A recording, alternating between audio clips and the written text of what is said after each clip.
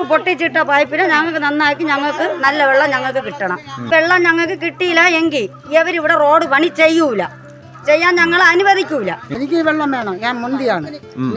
എനിക്കാണെങ്കിൽ കാലം കഴിയൊന്നും വയ്യ. 1.5 മാസം കൊണ്ട് ഞാൻ കഷായ.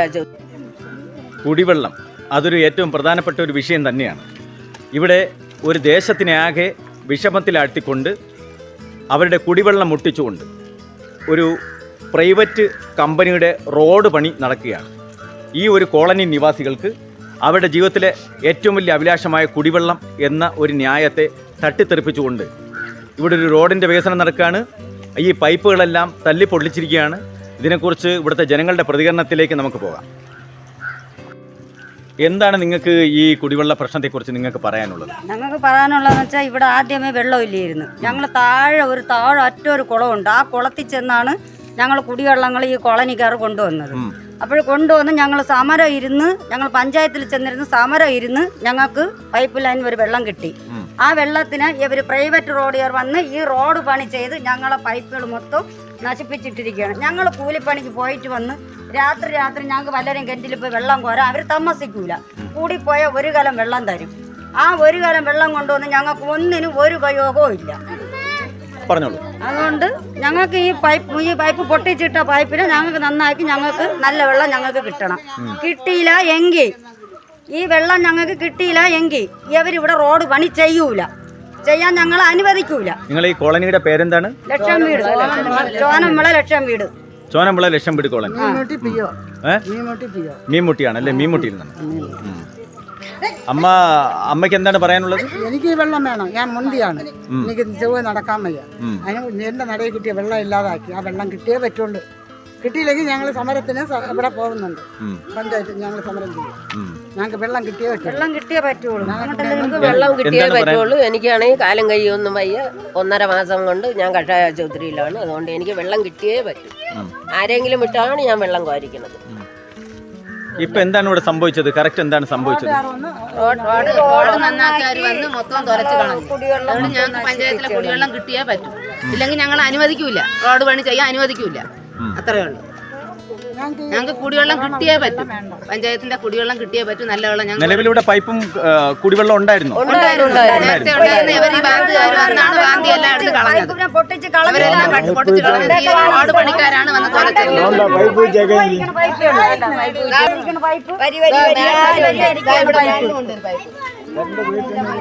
2 വീട്ടിലും ഒരു പൈപ്പാണ്. എന്നാലും മതി, അങ്ങ് കൊണ്ടുപോയി. അതെല്ലാം വലിച്ചു പൊട്ടിച്ചിട്ടിരിക്കുകയാണ്.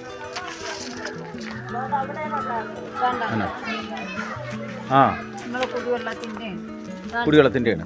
എവിടെയാ പൊട്ടിച്ചിട്ടിരിക്കുകയാണോ? ഇളക്കിയിട്ടിരിക്കുകയാണോ? ആണോ? ഇതിന്റെ മേളിലാണ് നമുക്ക് ടാങ്ക് ഇരിക്കുന്നത്. ആണോ? ഈ കുടിവെള്ളത്തിന്റെ ടാങ്ക് ഈ വീട്ടിന്റെ ബാക്കിലാണ് വെച്ചിരിക്കുന്നത്. ആണോ? അങ്ങും പോയാലും എടുക്കാൻ പറ്റും. എന്നിട്ട് അവിടുന്ന് ഇളക്കളഞ്ഞോ? ഇതെല്ലാം വന്ന് ഇങ്ങനെ തോണ്ടി വാരിക്കൊണ്ട് പോയതാണ്. നമുക്ക് കുടിവെള്ളം ഇല്ലാതെ ജീവിക്കാൻ പറ്റൂല.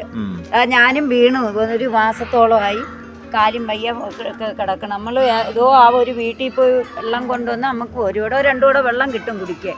നമുക്ക് ഈ പന്ന വെള്ളമല്ല ആവശ്യം, നമുക്ക് കുടിവെള്ളമാണ് ആവശ്യം. നമുക്ക് നല്ല വെള്ളം വേണം. നമ്മളല്ലെങ്കിൽ ഇവിടെ സമരം ചെയ്ത് ഞങ്ങൾ റോട്ടിൽ കയറിയിരിക്കും. വണ്ടി ഒറ്റ ഒന്നും വിടുകയുമില്ല.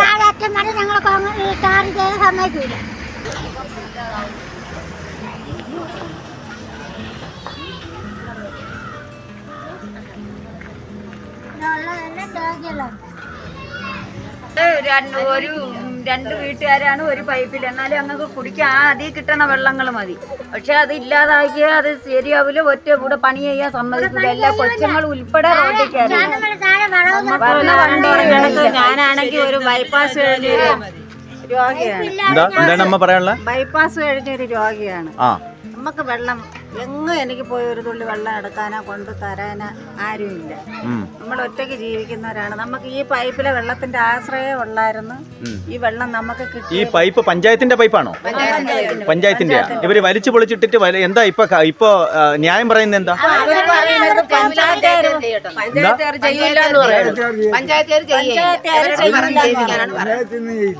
ഇവര് ചെയ്യൂലെന്ന് പറഞ്ഞു. പഞ്ചായത്താരും ചെയ്യൂലെന്ന് പറയും.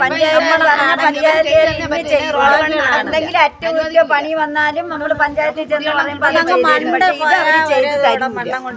ആ, ഇല്ല. ജോലി അവിടെ പോയി നമ്മളൊക്കെ രോഗികളാണ്, വെള്ളം കൊണ്ടുവരാനുള്ള ഒരു ഇതില്ല, കൊണ്ടുവരാൻ വയ്യാത്ത രോഗികളെ ഉള്ളു ഇവിടെ. എല്ലാരും വല്ല തൊഴിലുറപ്പിന്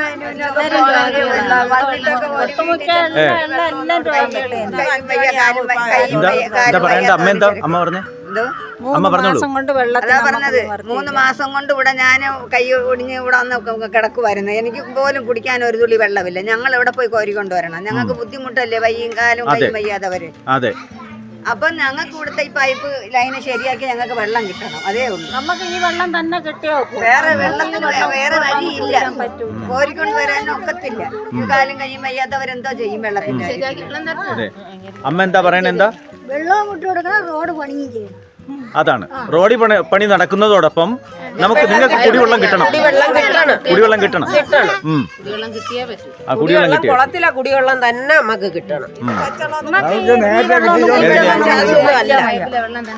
പൈപ്പിലെ വെള്ളം തന്നെ കിട്ടണം. പൈപ്പിലെ വെള്ളം തന്നെ, നമ്മളെ കുളത്തിലെ വെള്ളം തന്നെ കിട്ടണം. ഈ വെള്ളം അയ്യാൻ കുടിക്കാൻ. അതുപോലെ ഈ വെള്ളം തന്നാൽ നമ്മൾ പൈസ അടയ്ക്കണമെന്നാണ് പറയുന്നത്. ചേട്ടൻ എന്താ പറഞ്ഞേ? ഇത് കുളിക്കാതെ ആള് ചാവും.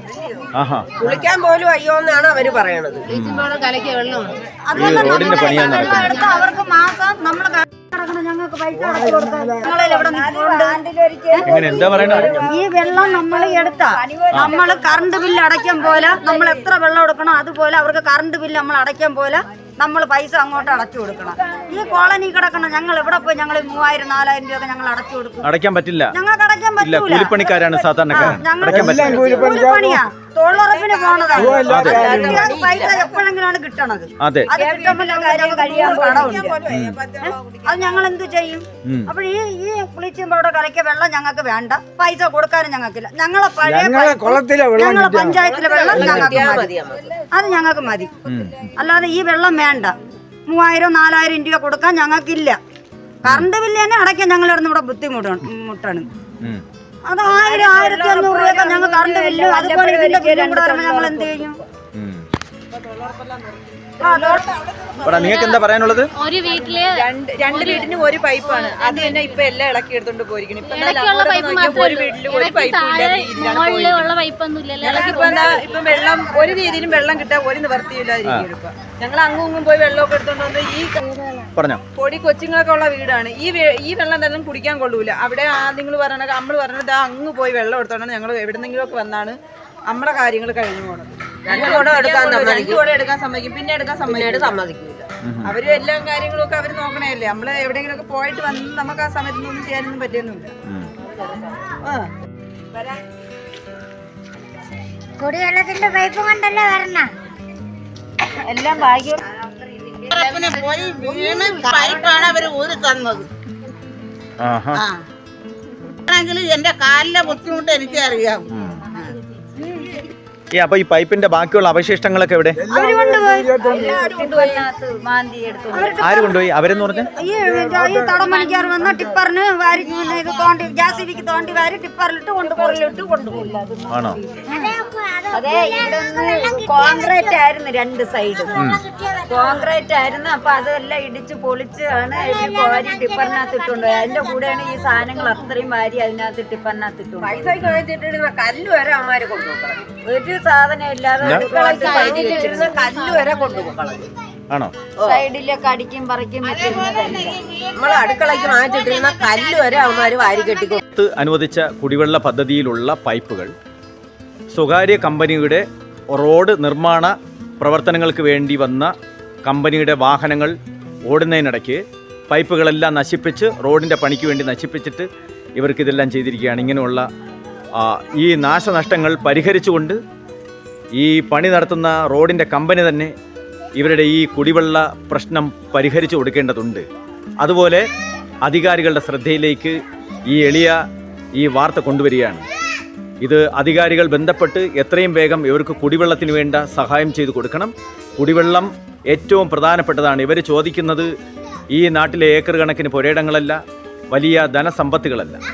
ഇവർ ആവശ്യപ്പെടുന്നത് ഒരേ ഒരു കാര്യം മാത്രം, കുടിവെള്ളം മാത്രം.